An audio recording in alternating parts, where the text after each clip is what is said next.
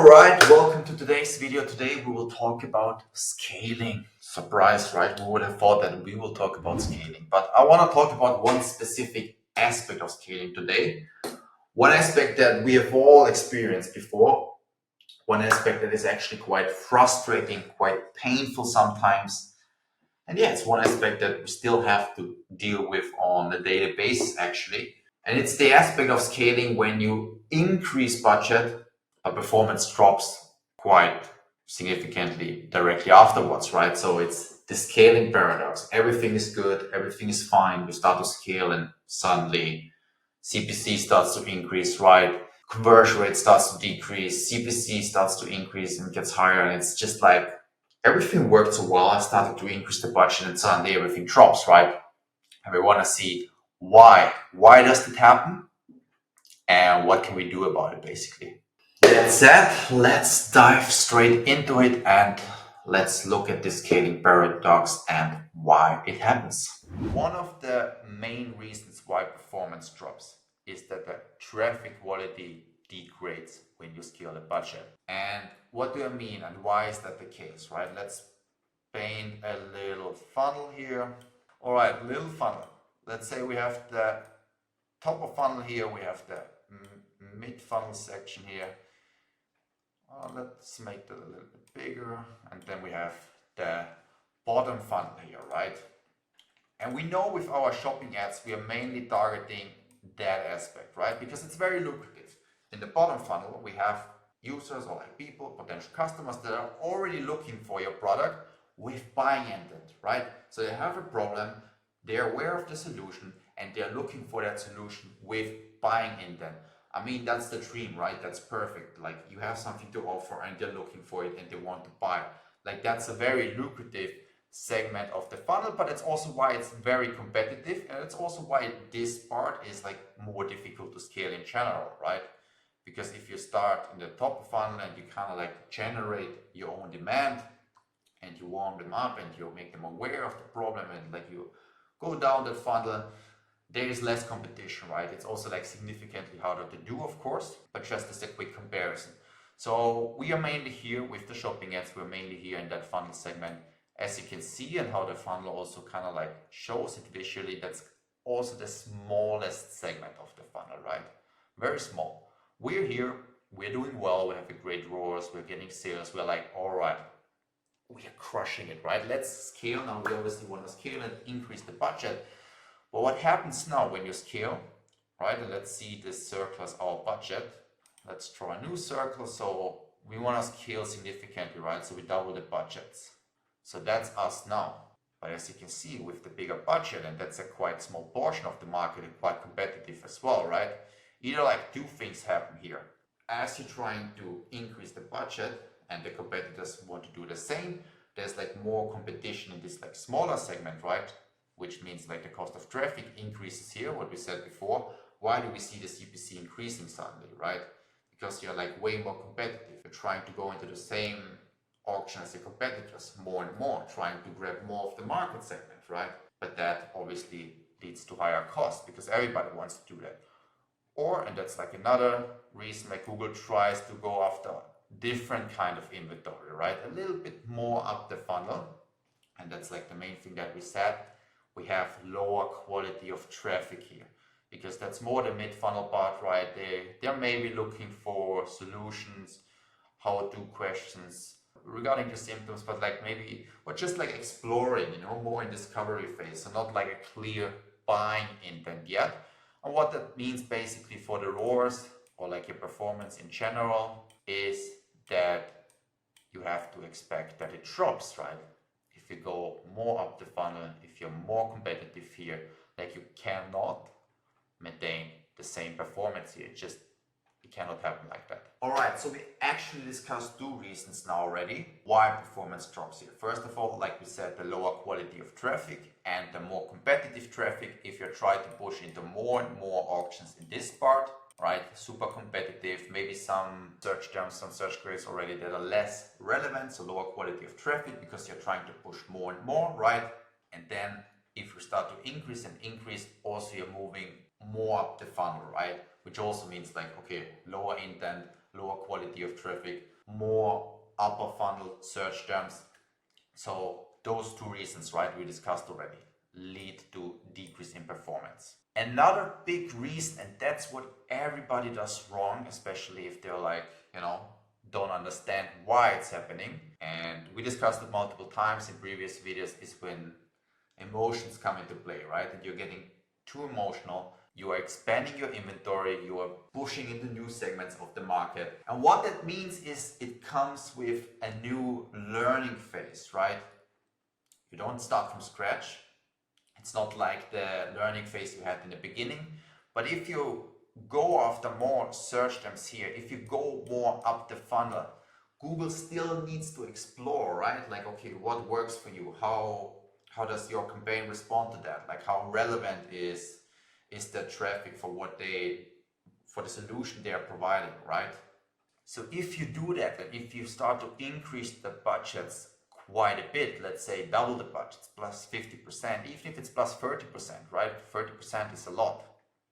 There is a little bit of a learning phase, and it takes some time for the algorithm to get used to that.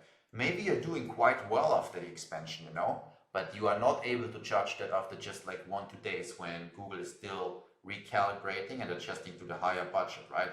And what 99% of you guys do is like, okay, you increase the budget, you're like, oh fuck, it didn't work, like let's go back after 1-2 days max. But as a matter of fact, it takes at least 3 to 5 days, right? You need to give the algorithm the time to like let it stabilize, get some consistency in. And then after that period, right, if you see, all right, like that didn't work at all, then okay, please go back, and then we have to go to the drawing board again, right? Make a game plan, like how can we maintain the higher budget? But if you do that after 1-2 days, then it's simply just, again, an emotional decision, and you're just playing around, like you're not doing that based on data. You have to give it 3 to 5 days. That's why we also don't push the budgets like drastically, because like you want to do it in small steps, right? So you're not getting too emotional, and there are also like other benefits that we will discuss in a second. But again, the bottom line is, if you start to increase the budgets, you have to give it 3 to 5 days to see how it does. Everything below that, again, is just based on emotion, right? And then you go like back and forth, you go up and you go down, and you go up and you go down, and then you go down again, and then you go up again, and you're kind of like stuck at the same level. Sounds familiar for a lot of you guys, right? Because like we all have been there. But yeah, we don't want to be stuck there, basically. And the fourth reason why we see the performance drop, and it kind of goes hand in hand with the learning phases. When you start to increase your budgets, right? Especially when you start to increase it quite massively, quite exponentially, quite quickly, then we have the learning phase, of course. But also, again, Google will try to spend the budget now. You know how Google works, like whatever daily budget you set, Google will always try to spend it, They don't care, like it's free, it's their revenue, right? Like they want to make money. So whatever budget you set, they will try to spend it. And especially in this like initial learning phase, and especially if you increase the budgets massively, Google will spend it no matter what, but sometimes they're trying to force it like unnaturally, right? Again, with like low quality traffic, more up the higher funnel. As long as they can spend it right, like it's good for them. Again, especially in this first 1-2 days when you're kind of like still in the learning phase and Google is recalibrating, they're just like throwing out your budget, and you usually don't see the best performance after the budget change yet, right? So it takes some time sometimes. So these are like the 4 reasons. You have like lower quality of traffic, you're moving more up the funnel, you have a learning phase, and the campaign is also recalibrating, right? Google is trying to like force the budget, just spend the budget no matter what, and that can also take some time. So it kind of like goes hand in hand with the learning phase here. All right, the real question now is, Chris, what can we do about it? Like how can we maintain good performance when scaling up and stabilizing everything? Let's have a clean sheet here. So the first thing that we are doing also in the agency to maintain stable performance while scaling up is, first of all, you want to have a scaling ladder, right? And what that means is, if this is your current budget, right? Let's say we start here, whatever budget level that is, right? Doesn't really matter for that. But what a lot of you guys are doing is like, you're like, oh, ROAS is great, performance is great the last couple of days, and I want to scale, right? So you start to just like scale it massively and you make a big jump, whatever it is, like plus 50%, 60%, whatever it is, right? But it's quite a big jump, quite a big jump.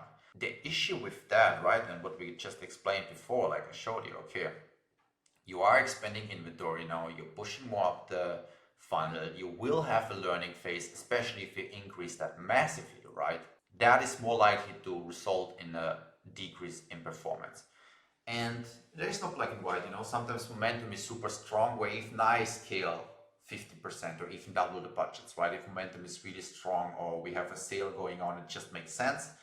But as a general rule, and what we do in the agency, for example, is if we have like a more, let's say, not a specific sale, just like normal scaling, and maybe not the greatest results, but we want to, or like good results, but we want to like just push slowly, right? We have linear scaling, and how that looks like is, for example, all right, we increase 10-20%, give it this 3-5 days, right, that we discussed here, the learning phase, 3 to 5 days, see how it goes. If it looks good, okay, we can increase again, see how it goes.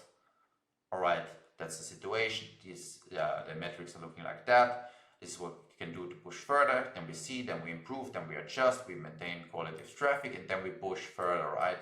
And this might seem slower, but it's a data-driven scaling approach, right? Because with every increase here, when I'm at the new level, I gather data here, right? So I see, okay, like what works, what doesn't work. And also like if you scale in smaller steps, which is like 10-20%, you're less likely, let's go back to expand massively here. You're less likely to evoke a bigger learning phase, right? Because if you double the budgets, that's like a huge expansion. So obviously you have a big learning phase with that. So with the smaller steps, I have less of an issue there. Even with Google recalibrating, right? Because I'm just trying to spend a little bit more. So I just have like less fluctuations and more stability with that. I see what's working, I see what's not working, and then I can do it again after a couple of days, right? Depending on how aggressive you are, sometimes you scale after 3 days again.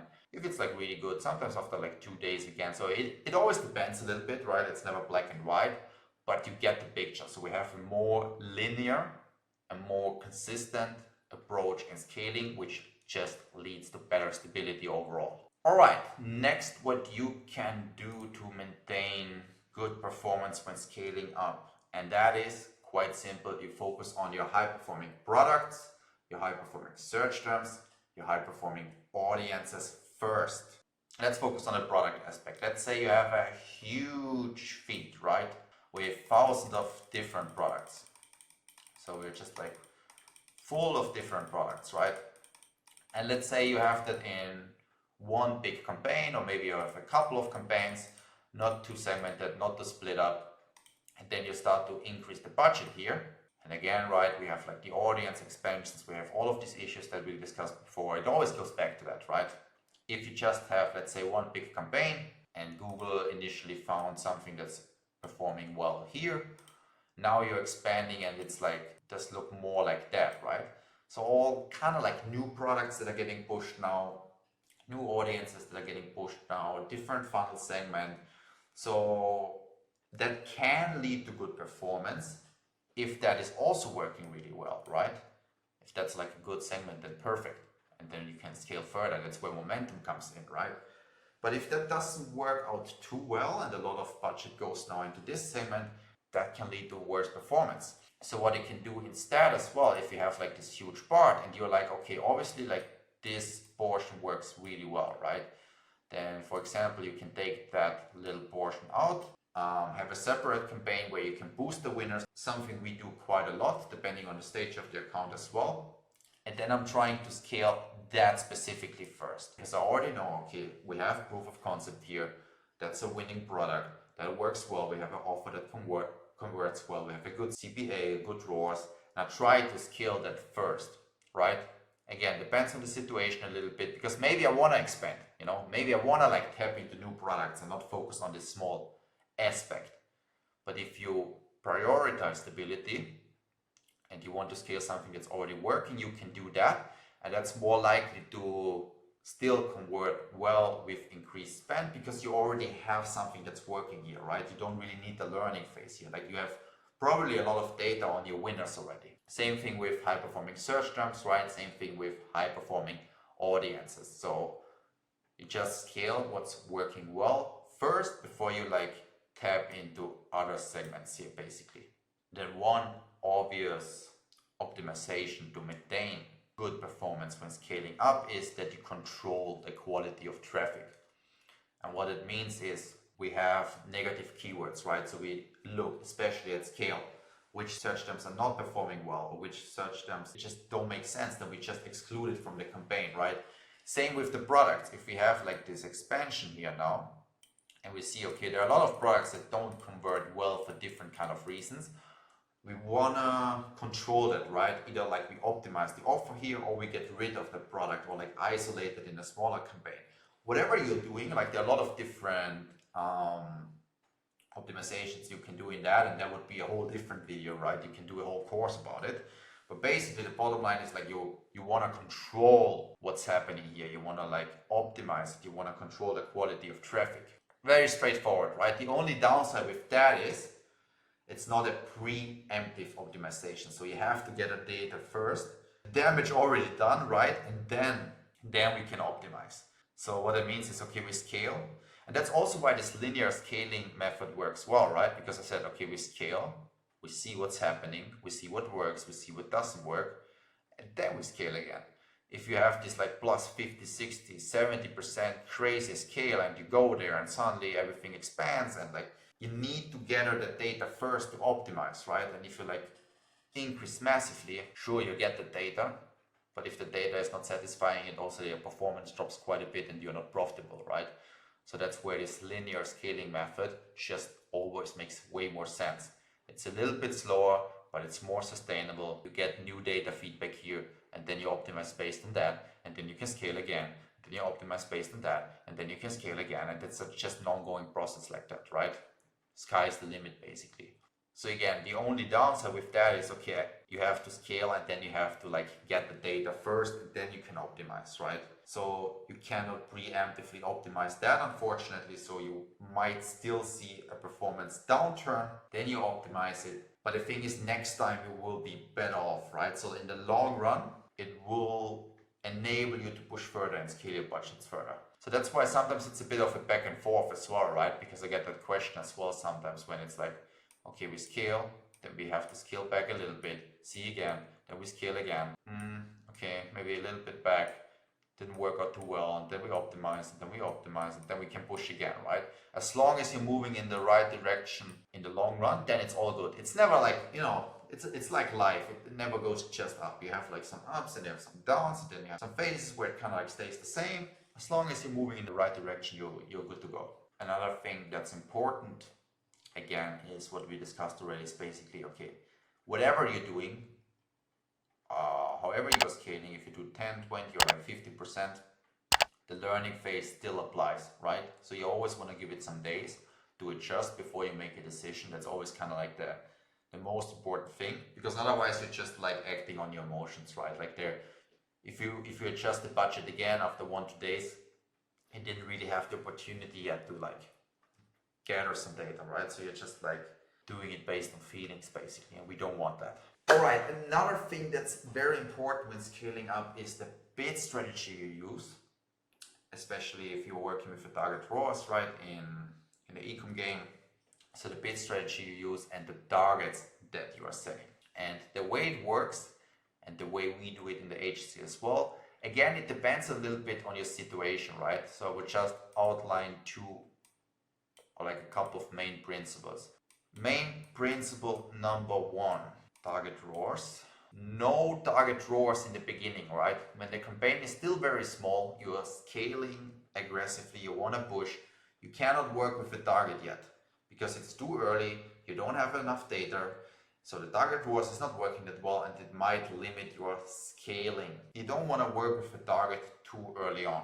We only work with a target when we hit a sufficient level or a level where we're like, you know, kind of like plateauing, having some good revenue, but there are like some up and downs and we want to bring some stability in. Then we work with the target.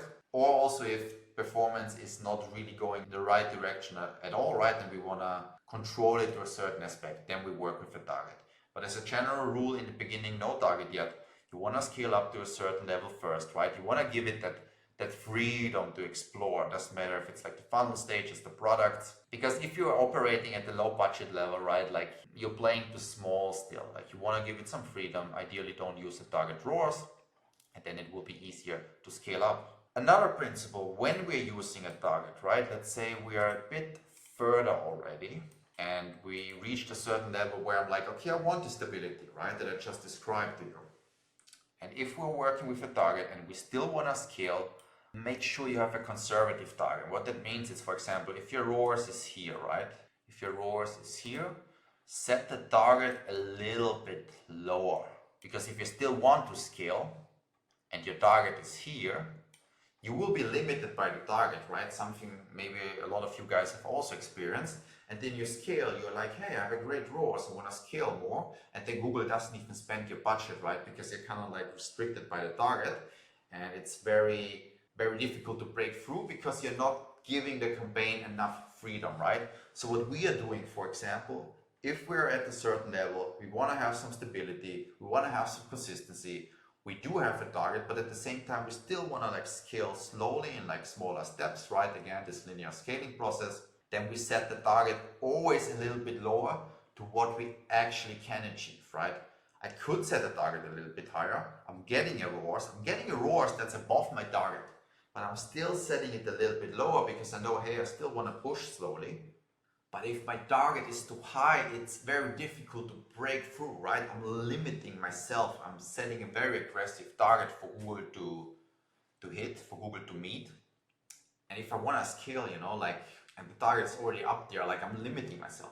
It will be very difficult to like expand inventory, to test new audiences. I'm just limiting it too much and potentially even throttling the campaign, right? Where I'm really like super aggressive. It's kind of like, you don't give the campaign enough freedom, especially if you want to scale. And that can have a negative downward spiral as well, right? Where your target is up there, you want to scale, Google cannot spend the budget, Google cannot meet your target. Then it can be a negative downward spiral where just like the target is too aggressive, it doesn't spend properly, it tries to go after like what's already working. And then imagine there's like some shift into the market, right? And that doesn't work too well either. And then the spend just goes down and down. It can be a very dangerous downward spiral. So that's why I'm generally speaking not a fan of setting your target too high, especially if you still want to scale, right? You have to give it some freedom. You want to have this range basically here, right? Like the green line here is the ROAS that you're getting, but your target is set it a little bit lower, because then you have like this range, this flexibility for the campaign to explore. Give it some freedom. You still have a certain target, right? Because you still want to hit that. You still want to have that level of consistency, but at the same time, I'm giving it some freedom to explore new audiences, new products, different types of search terms, and hopefully scale even more, right? So that's pretty much it. But very important, that's very important. And then last but not least, and we kind of spoke about it here already, is obviously your feed and your whole catalog, right? Because if you only have a small amount of winners and a lot of bullshit products, and you're trying to scale, and you're expanding the inventory, you're testing new products, but those products are not working so well and don't give you a good return on investment, then obviously like performance overall cannot be good, right? And if you only rely on this like small portion of winners, you can only push that much, right? Because like we said, it's like super competitive in that segment. So overall product feed quality, removing the wasters, removing the low performers, and then testing new good products and pushing everything that works, that's always your best bet on scaling, right? Because if that's not the case, and let's say like 78% of your products are kind of like bullshit, not working, and you only have a small portion that's working well, I mean, obviously you will be capped by scaling, right? You cannot scale shit. That's kind of like general principle to keep in mind. You will never be able to scale shit, right? You cannot scale a shitty offer, you cannot scale if your AOV is too low, cost of traffic is too high, and your products are just simply not competitive or interesting. Obviously you cannot scale that, right? So that's kind of a no-brainer as well. But just to line it out again, product feed quality, catalog quality, keeping it lean, keeping it high quality, having it well optimized, and that that is offer, right? That is pricing. That is even like things like AOV optimization down the line, right? So there's a lot that goes into that, but again, that would be subject for a whole separate video. So again, the scaling paradox, it exists, it is a thing, it's not black magic or something. I hope after this video you understand quite rationally, okay, why does it happen? It will always happen, right? Just because of this here, primarily, and the learning phase. So that's the main thing. It's just important to understand that it happens, why it happens, really understanding the mechanics behind it, understanding the learning phase, understanding like scaling principles that we had here, right? Linear scaling, gathering data, and then basically also understanding, okay, what can you do about it to like steer it in the right direction? That's the main thing. So as long as you're not caught by surprise by the scaling paradox, as long as you understand what it is and why it happens, you will be able to manage it well. And again, like this video is more focused on Google, right? But kind of like the same principles apply to Meta, Pinterest, TikTok, wherever you are advertising, you have the same thing there, right? You scale budgets, performance seems to drop suddenly, your creative is not operating well at higher level, and that's the reason why, right? So yeah, hope that makes sense. Let me know in the comments if you have any further questions about it. And other than that, have a nice day and see you in the next video. Bye bye.